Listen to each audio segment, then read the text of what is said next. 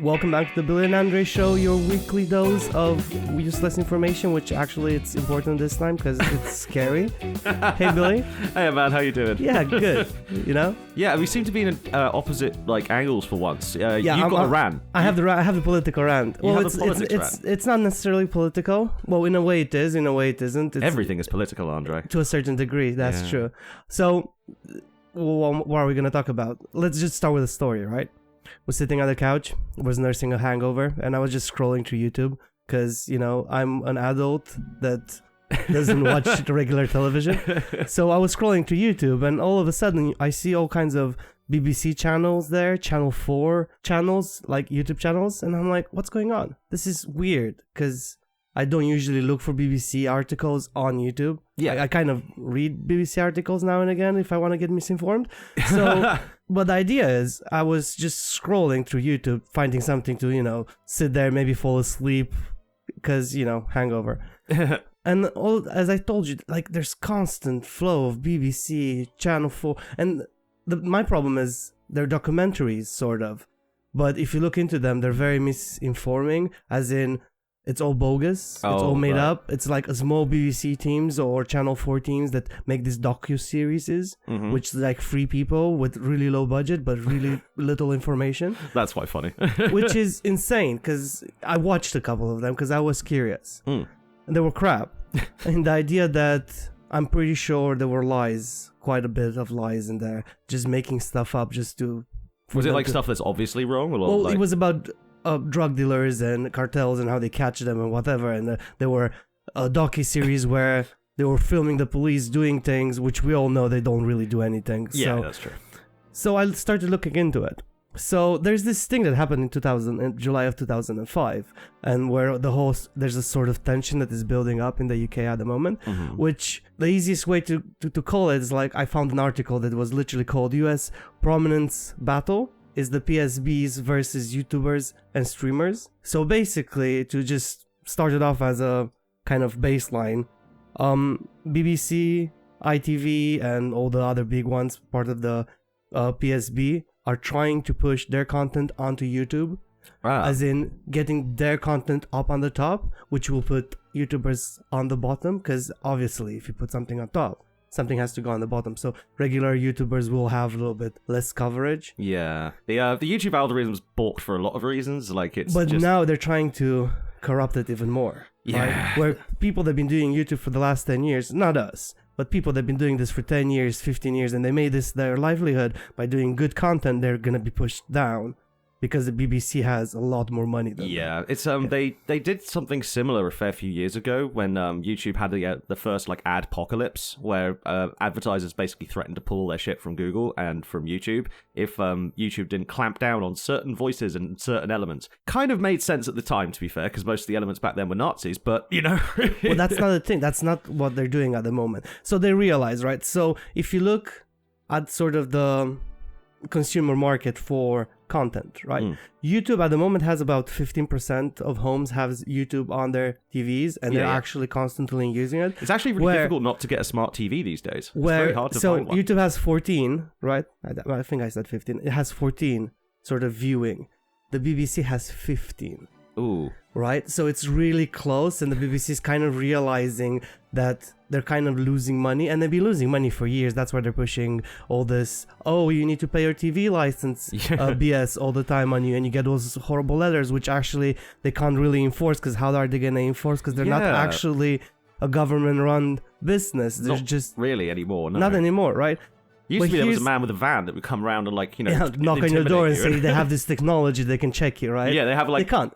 That's not true. That's now it's like, we know you watched live broadcast. No, I didn't. Just leave me alone. I got so many threatening letters with when I didn't have a TV license. It was just like, we know that you're watching TV. I'm like, I'm not. I plug in my laptop to my TV and I use it to play video games. But that's my entertainment, man. Fuck you. but the thing is, it's like, again, they can't enforce anything, and they kind of realize at this point they're kind of wasting money sending all these enforcers. That's another thing, right? They're sending enforcers to old grandmas and people with disabilities and with mental disabilities, which is the most frightening thing, to convince them they have to pay this because the government's coming for them. Yeah, which is absolutely insane. It's like but you could read quotes of like those letters they sent to people, and then read like a scam email, and it would read kind of the same thing. Exactly the same thing, right? Literally, there's a guy on YouTube. He's I think he's called something karate solicitor. He's a solicitor and does whatever. And he explains the law whilst doing katas. Yeah, pretty much. But he has a really good point. Just ignore these people, right? But here's the thing that really scared me reading through all of this and why I thought we should talk about this. Here's sort of a fact, right? Today, 7 to 12-year-olds spend over a third of their viewing time on YouTube, right? That makes sense, yeah. Which means the BBC, the alleged, how to call them nicely? The alleged pedophile cover-up? I didn't want to use that word, but there you go. Well, that's what they're doing, man. I mean, yeah, they trying to advertise to 7 to 12-year-olds. They're trying to push their content onto those kids. Yeah, which is absolutely insane to me, right? So this is why this angered me, and I thought we should talk about this because it's. Yeah, I mean, I'm always down for slagging off the BBC. They're fucking shit at their job, and they have been for a long time, you know? It's a horribly biased, like, creaking, archaic organisation full of utter pieces of shit, which is unfortunate, because, like, it's got a long history of doing really, really good shit, and it's also still kind of the best we've got in this country, which is the most depressing part of it. Okay, so just to go into who's actually asking for these channels. So all the chairs of the BBC, the ITV, Channel 4, Channel 5, STV, S4C, which I don't even know what it is, and MG, they're all the chiefs, all of these networks, they are banding together. Of course they are. So they're like, okay, cool, we are not going to change what we're doing with our broadcasting. We're not going to get good at this. So let's petition the government to force YouTube to put our content in front, to promote our content rather than anybody else's content. The thing is, they have been doing that for years. It just hasn't helped the BBC that much because no one likes watching the BBC anymore. Like, it's... So their argument... I'm sure they've got great arguments in favour of why they should be in charge of things. So they're trying to protect the true journalism, to actually get more tax credits and funding for the UK content. Because they're believing that true UK content, it's not out there anymore. Because nobody's watching television anymore. So nobody's paying them anymore. Yeah. So you see where my problem is here? Like... Yeah, you can't force like yourself to be the top government institution, like the top media institution in the world, and like, you know, expect people to just go along with it when they could just watch a guy on YouTube do things for like better. Like, just do things. I've gotten much better news from YouTube over the last few years than I ever got from like mainstream media shit. Yeah, you know, because it's people that are freely doing this, like us, not for money. We're doing it because we're enjoying it, and we're not journalists either, but we like talking about crap. And if you ever get any sort of good information, like, subscribe. See, I got one of them in. Sneak the plug in there, nice one. You actually remember to do it whilst we were talking about things as well, not just at the end. How did the government escalation sort of kind of happen? The culture secretary Lisa Nandy told the RTS, I will need to regulate, you will need to conform to what we want to do. So they kind of get to some people, and this happened in 2005, they're kind of getting to people, and by 2026, which is June of 2026, the government published a policy paper proposing to legally compel the PBS content on YouTube.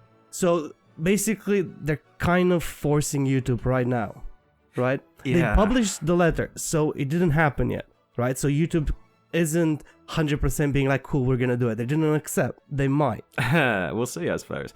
Thing is, like, every once in a while, randomly, I have the same experience that you had. Like, you know, just scrolling through YouTube, and all of a sudden, there'll be like 1 million Channel 4 videos, or 1 million ITV videos, or 1 million BBC videos, and it's just like, and they're usually all talking about the same story. Like, one of them was like this happened like a little while ago, but it was just when people were starting to talk about Keir Starmer getting the boot. Yeah. Immediately, like, as soon as people started talking about that, I see wall-to-wall fucking coverage of Wes Streeting, the health secretary, and how good a job he's done at cutting down NHS wait times. You know how he did that? By sending people away? Yes. by taking them off the waiting lists after they've been on there for months. So it's They weren't getting their shit any faster. He just cut them out of the waiting list. just wait, because we're gonna get into BBC misinformation a little bit later, right? We're gonna go through a couple of dates and to see how they botched one of the most important things that ever happened to minors. And we're not talking Well, no, not on talking underage, children here. Okay. just to get that clear, okay? Fair enough. Just to go to sort of my list of things that I would like to talk about was, what did you do about this, right? So YouTube pushed back because, you know... No shit. It's Google. I mean, they're like, we're gonna make less money, so let's put back. But their pushback was, YouTube framed this as a government picked gatekeeping. Which is fair, because they want to do that. And that will displace independent creators and will take revenue away from the British GDP, because basically 2.2 billion pounds got back into the GDP because of Google and the YouTube creators using YouTube, right? And that will actually put, if you look at it, about 45,000 people out of a job. Oh, it's a YouTube job. Okay, fair enough. A lot of people will argue because that's not a real job. Go get a real job. It's not a real job until it pays your bills, man. Like, that's the thing. You can make serious money on the internet these days. People need to sort of like get past the whole it's not a real job thing. I mean, dude, it's been happening for 10 years. I think after 10 years, you could consider that. Maybe if you told me about 15 years ago, this is not a real job, I would be like, it's not a real job. But now, people made millions. Like, Mr. Beast makes content about how successful his YouTube channel is. Like, he just like has enough money to just go around giving it to people and making content out of that, and he's making the money back from the content. So, like, obviously it's a real job. You can build a fucking business empire around this shit if you really, really try, you know? Yeah. So there's a bit of legislation. It's the Media Act of 2024. Go read it. I'm sure it's completely like understandable and clear to read.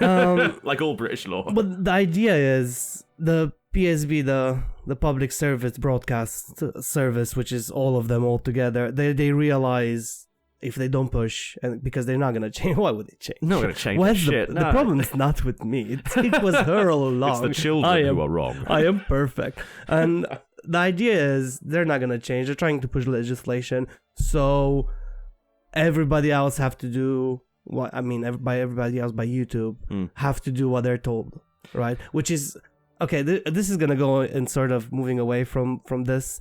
This is another way of them trying to control us. They started with the IDs, and then it's like haven't been brainwashing these people properly for the last 15 years, and we're not brainwashing children. So I kind of feel like we should brainwash some children. So, you know, because this is how it feels, man. It feels like Orville. Yeah. Just saying, oh, you know, I took I told a British you guys mind to come up with 1984. Let's put it that way. Only a British person could come up with, like, you know, a dystopia so bland and British. You know? So, but it's going down that kind way. of, yeah. I mean, the Labour, like the new Labour government anyway, like it wasn't so much a thing with the old Labour, like, but since Tony Blair, basically, for some reason, Labour has been obsessed with this nanny state, like, control the information flow, you know, constantly meddling in your life bullshit. They love doing that. And I don't know why. I don't know where it came from. Oh, because we're kind of a little bit free, Billy. Why would we be free, Billy? We're really not. Like, in legal sense, we're kind of fucked. Like, everything in Britain is kind of slightly off when you look at it from a legal perspective. I mean, every country is slightly off from a legal perspective if you look at it. Yeah, true. But, like, the British system revolves around, like, having lots and lots of paperwork on everybody. Like, information is king, literally. It's if you want to do anything in Britain, you have to give them like 18 pieces of information, and if you don't have like a photo ID, for example, it can be really fucking hard to do shit. Like, you know, that's like claiming benefits or any kind of social support whatsoever, signing up for a GP sometimes, you know, like stuff like that. It's the British system loves collecting information on people, and this is just like the furthest extent of that. Well, yeah. I mean, like, I have nothing. I can't argue with you. Yeah, I mean, it's too obvious to argue with, almost. It's like there's nothing to argue. Oh, anyway, Offcut, which they're supposed to protect us, they kind of are making reports and saying, yeah, maybe this isn't a good idea, which is that's nice of them. Yeah, but they're there, but also at the same time they're kind of sponsored in a way by all this sort of engine. Well, if I remember correctly, the Ofcom director used to run the Daily Mail, so... That should give you... That gives me no confidence. No, it should not. He does not deserve your confidence. But again, I think they're trying to move away from paying sort of people starting to pay them in some way because they're not making money. Yeah. So it's all about the money, and because nobody wants to give them money because everything they create is complete crap. They ruined so many beautiful things. They ruined Doctor Who. You know? I was waiting for that. I mean, they did ruin Doctor Who, dude. It's not the... Okay, before anything, It's right? not because she was a woman. No, it's just because the writing was shit. shit. Because the writing was shit. And then the next Doctor, he was black. It's not because he was black. The writing was even worse, which fucking aggravated me. I tried to watch it. I really tried. I really wanted to love it. I love Doctor Who, Billy. You have no idea. They destroyed me. It's I remember that there was a 6-hour long really famous quite big video essay on why Doctor Who fell apart, and it's by JXE, the YouTuber. Yeah. And one of the the top comment underneath it always sticks in my mind. It's just I didn't know what Doctor Who was before I watched this. Now I'm quite upset about how they have massacred my boy. Yeah, yeah. It was great writing. It was horrible effects, great writing, dude. It's just a horrible thing. It's a shame what happened to it. It's a shame what happens to all British cultural institutions. I mean, look what happened to Sherlock. They gave it to Stephen Moffat, and it turned into an insane ego fest where everyone was trying. It was just so obsessed with Sherlock's character and him looking cool that it just undercut the writing. You know, and there's a whole bunch of BBC sort of properties that did that sort of similar vibe. They just got given to somebody and then just tanked it. It is tanked immediately. Yeah, well, it's the idea if you take something from an original creator with original ideas. I mean, Doctor Who was written by multiple people across multiple things, but you would think somebody will sit there and be like, actually, this is what it's supposed to be. This is what it's about, right? Rather than you trying to change it and just write crap. Yeah, just write things properly. Oh, to be fair though, I will say I did watch one of the new Doctor's episodes. I watched the one with Jinx Monsoon in it, the drag queen. Doing an awesome work as the villain, by the way. Doing the spirit of music come to life or something, and it works. It works very well. Yeah. It's fine as an episode, and then right at the end, there's a song and dance number which completely fucks the entire tone up, and it actually makes me want to self-harm. It's very, very bad. My problem is it's so awful that I You're turning a TV show. You're turning a TV show, right? That I watched every single episode up to the second to last Doctor, and I loved every single one of them. I can't pick a favorite because I really enjoyed all of it. And then it turned into you watch 6 episodes, so you get one good episode. Yeah. Which is how are you gonna go that badly, right? And the thing is, when it first started up again, Doctor Who, I was skeptical basically. The 2005 restart. Oh, that's the glory days. It was so fucking good. It was amazing. For 5 series there, it was perfect. It was peak. You know, for Chris Eccleston, still the best in my opinion. You know, David Tennant was a good follow-up. You know, different kind of guy, but made it work. That was the point. That's the point of the Doctor. It always has a slight thing to their personality, but bad writing. It's. Was this rant supposed to be about Doctor Who, or did it just turn into that? No, it just turned into that because internal frustrations, Billy. So to start, right? I have a 10 bullet point why this is so bad, and when you get a bad media, always giving you information, it will misinform you intentionally, right? And the BBC, they were run by the government at some point. Now they're kind of private, but I don't think this doesn't excuse the fact that this is unethical from my point of view. Here's where the story starts. Imagine, Billy, it's 1926. Ah, awesome! It's really bad. It's England. Oh wait, it's shit here. Yeah. So what happened in 1926? There was a general strike. Yes, the first. Right? I think was that the first one in English history, I think or the second one. I'm not sure. Well, it was a big general strike. Yeah. The idea is the media, which was for the record, people who don't know, a general strike is when all the unions together decide to go on strike. Yeah. Usually, it's a death sentence for a country's economy until the strike is lifted, basically. Yeah. So what happened was that the BBC covered it. Oh, right, nice. BBC. Well, I suppose they couldn't really avoid covering it since no one was showing up at work, and that was a bit of a big deal. This is sort of the first major test to see where they lie, right? Because going into this, I'm gonna show you how fucking horrible they are as humans, right? So they're supposed to cover both sides because they're media. They're supposed to inform people to actually know what's going on. So when the 1926 strikes happened, BBC took only one side, and it was not the side of the unions. No shit. So, which this kind of proved the point that they're never gonna actually be on our side, on the regular people's side, right? So the strikes carried on. The government had all their statements. They went on air. But the union never actually got a real shot. So going to the next story, because the next story is it moves further in time where they actually did a good job, right? Because you look at the bias, what are they choosing to actually cover between the two things, right?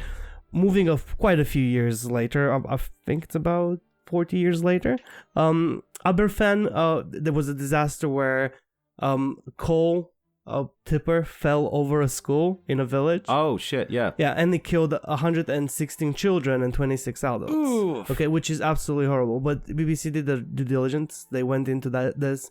They were very respectful. They covered every angle, whose fault it was. But here's the thing. They covered it so well because it wasn't the government's fault. Yeah. So you kind of start to see this narrative where they started blaming the National Coal Board, being like, you guys didn't do a good job because you're not part of the government, so you kind of are really bad at this. But the thing is, they did cover it really well. Then they went and 50 years later, they did another coverage of it, and they were very respectful to the families, and they did a beautiful sort of narrative to it. So the point is, they can do it well. Yeah. They just choose not to. They choose what they're gonna be good about. Because if you look at the general strikes, that was the people against the government. Mm-hmm. And I'm not inciting an argument here. Oh, the government is there to get you. Because I don't know, maybe it is allegedly. But when they found somebody else to blame, it's very, very good content. So we'd rather do that. Bear in mind, in 1926, I don't think that we had universal voting yet. So, like, I think poor people and, like, people who didn't own land couldn't fucking vote, so... But, yeah. It was like, you had to be, like, if you were a man who was over 30, I think you had a right to vote, but only if you, met certain conditions. 1920s was, like, a lot, say what you... Like, the government back then was very different from the government that happened after the war, for the most part, because after the war... the government sort of realized, wait, we can't really do things like we used to anymore. Yeah. People are, A, just come back from a war where they won, B, kind of pissed off, C, all joining unions. We kind of need to bend a little bit to the British public will there. But that didn't happen in the 1920s because no one could fucking vote. So, well, going back to actually keep to the point. Yeah, sorry.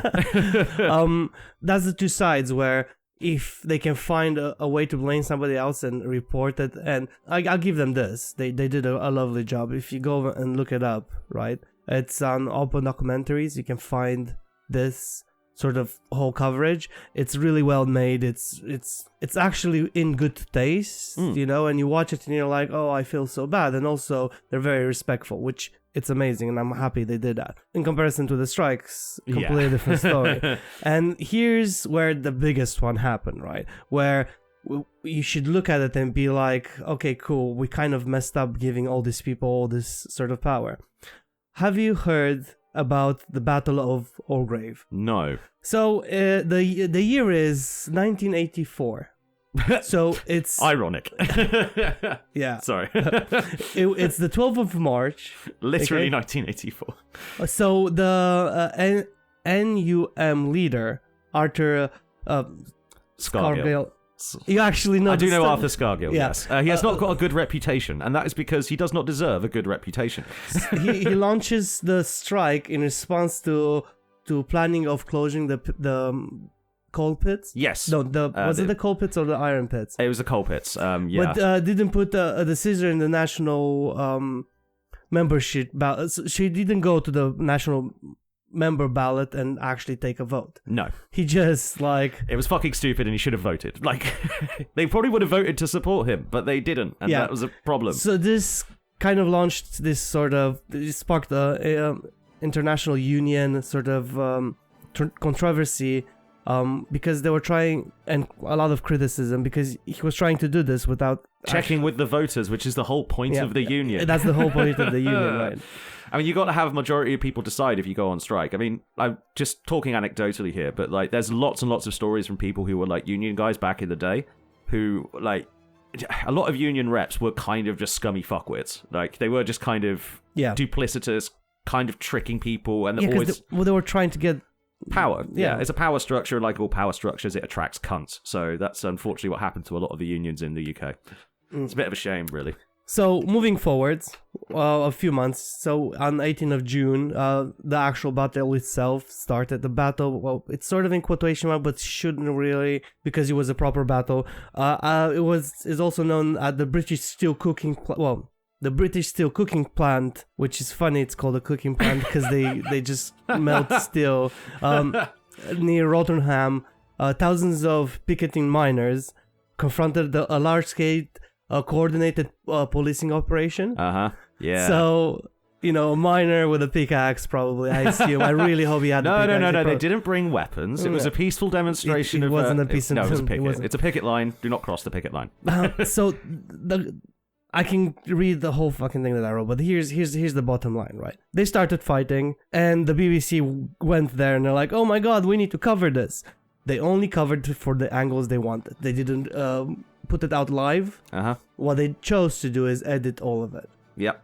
So they cut all the things that would made the police look bad. Yeah, the police did a lot of violence against the striking miners back then. Like, they did not give a fuck. They were fine with clouting people's heads in for, like, especially if they were, from up north. Because they didn't care. Yeah, so they didn't give a shit. Like, they're at the end of the day, it was the Thatcher government. The Thatcher government gave less than a shit about people. It just didn't. Well, especially miners. Especially people who, miners, people who actually worked a job. Like, anyone who wasn't the Thatcher government, basically. All very rich already. Yeah, well, they wanted to be richer because, why would you pay a proper sort of thing to it? If you ever wonder why, like, the reason why, like, stockbrokers and, like, city traders make so much more money than doctors, the Thatcher government is why. All this sort of financialization shit wouldn't be legal if it wasn't for her and Ronald Reagan. But, like, with their powers combined, Yeah, they did worse to both countries. Yeah, they put us on this path that we're on now to inevitable destruction. Thanks, guys. Yeah, we appreciate you guys. Yeah. Side rant over. Carry on, please. Okay, cool. So... Anyway, they fought. It was a whole thing. It was a lot of things happening. I don't want to cover all of it because it's a lot. But you're sitting there, but you're looking at me, and you're like, "Oh, I bet they won. Something good happened here." So the whole strike collapsed in March of 1985. Yep. Without the miners actually securing a negotiation deal. Yep. And everybody returned back to work. Yeah, for as long as they were allowed to keep their jobs, which is not very long.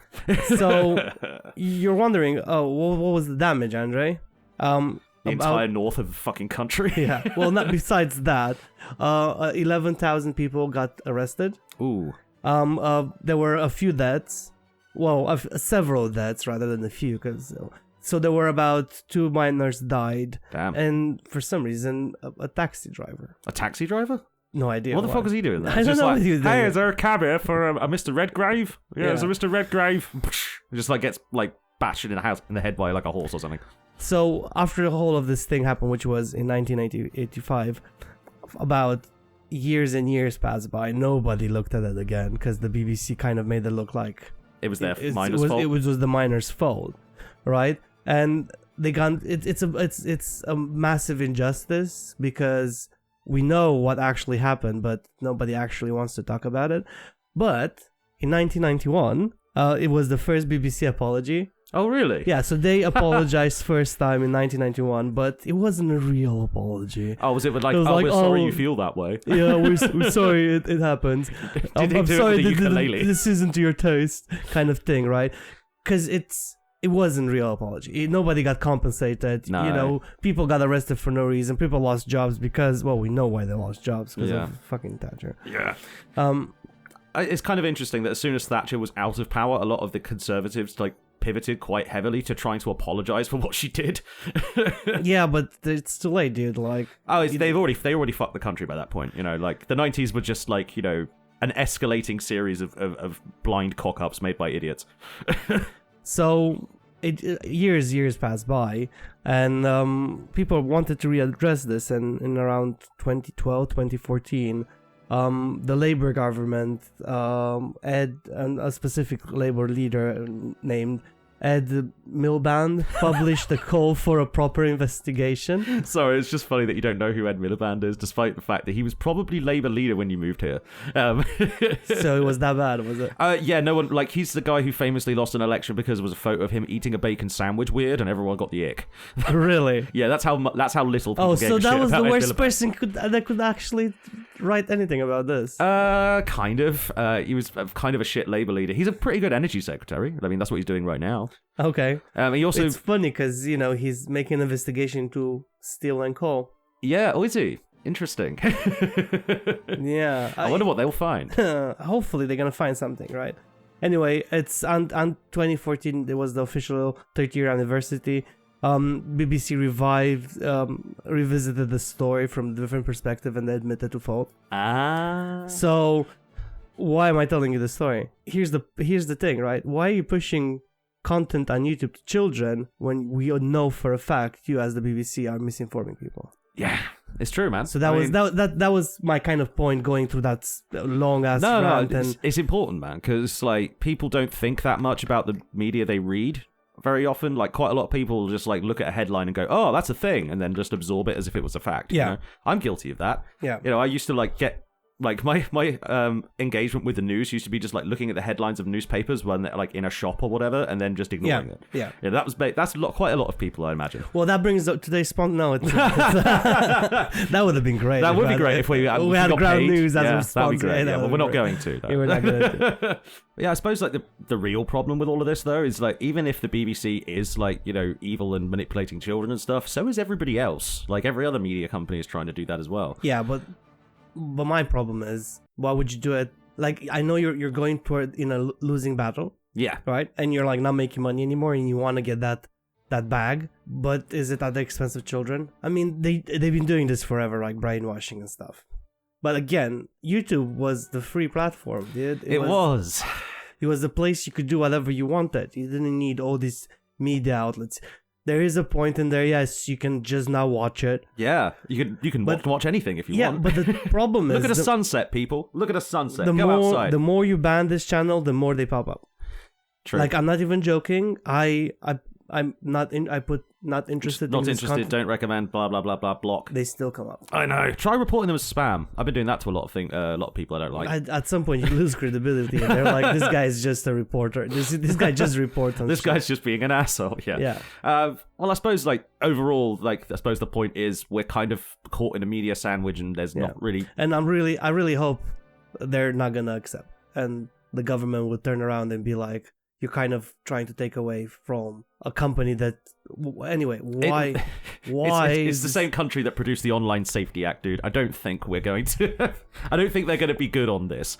I mean, has the Keir Starmer government done anything, like, vaguely... Like, they've done some vaguely positive things, but when it comes to, like, media stuff, they've just been shithouse. Yeah. Like, they're fine. They're, like, yeah, big AI deals for, like, American tech companies, that's fine. Sell NHS data to Palantir, that's fine. But also, like, we're gonna prevent you from watching porn and, like, regulate your speech online, and you can't say that you support Palestine action, even if you do support Palestine action. It's... Allegedly. You have no proof that I do or do not support Palestine action. Okay, so I can't say anything to that. It's just you. There's a shovel in the corner of the room. Yeah, I will keep digging, thank you. So, overall, like and subscribe, I think that's the overall message of this episode. And see you next time in the See you next time way. When Andrei doesn't have to go to work and we can make a slightly longer show. Call me out like that. Bye. Bye.